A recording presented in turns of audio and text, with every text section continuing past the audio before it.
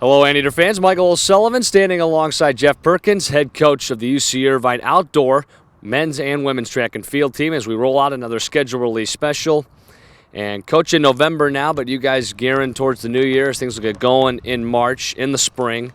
And it'll all kick off with the All-UC meet for your 2016 campaign. And that'll roll right into the UC Irvine spring break invite as well. So I know in March that's when really things get rolling for you. Yeah, a couple of low-key meets to begin with. All-UC is a 3-team meet, so we enjoy that. So it's kind of a start-off for us.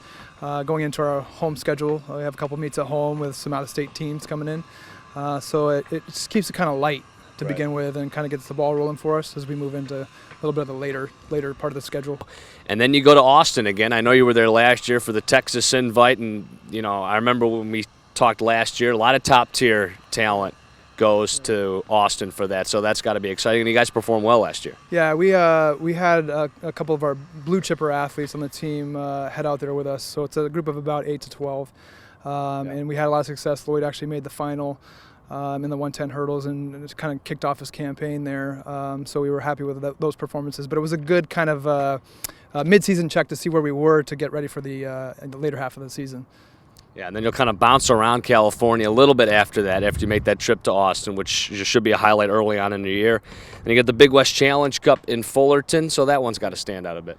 Yeah, Fullerton has kind of been hosting it for the last couple years, and their facility is going to be hosting the conference meet in 2017, so they're making some changes to it, so we're excited about that. But the team always does well at that meet because it's a team competition, 4 teams, Long Beach State, Santa Barbara, ourselves, and Fullerton, and so it kind of gets the team hyped up and creates a very good camaraderie amongst the Big West teams. Yeah, you mentioned the Big West, and then when you look ahead to April, it'll be the Beach Invitational, and that'll be at Long Beach State, and they're also going to host the Big West Championships. Right.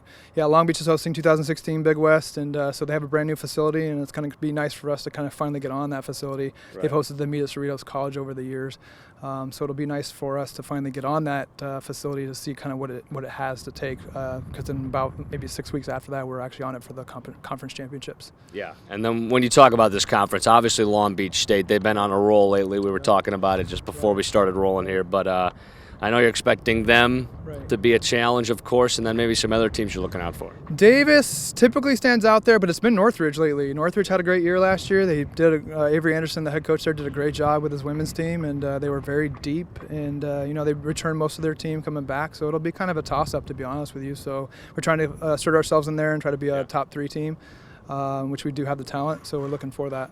Yeah, you talk about that talent. Let's start with the ladies' side. Megan George returns, so I know you'll expect a lot out of her on that side. Yeah, she was our conference champion last year in the 100-meter hurdles and ended up breaking our school record in the process.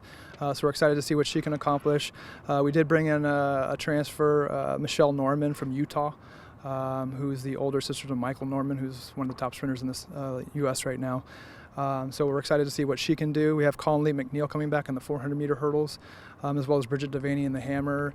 And then we had a couple come off a red shirt, Megan Benson in the hurdles, and then Melanie Speech in the heptathlon.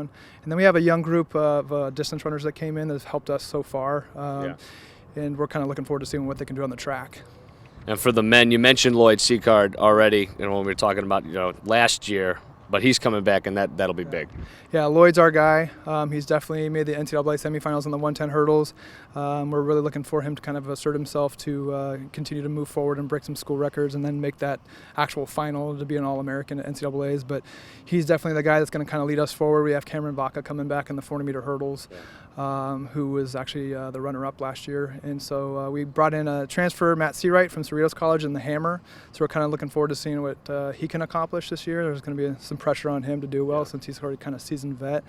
And then, we also brought in some young distance runners as well that helped assert our men's team to the 5th place team placing last weekend at the Big West Cross Country Championships. So we're kind of seeing what they can do on the track as well. So we're excited for that too. Head coach Jeff Perkins, we're here at the track because that's the outdoor men's and women's track and field team will start in March. Coach, thanks so much. Good luck this year. Thank you very much. Appreciate it. See you next time, Anteater fans.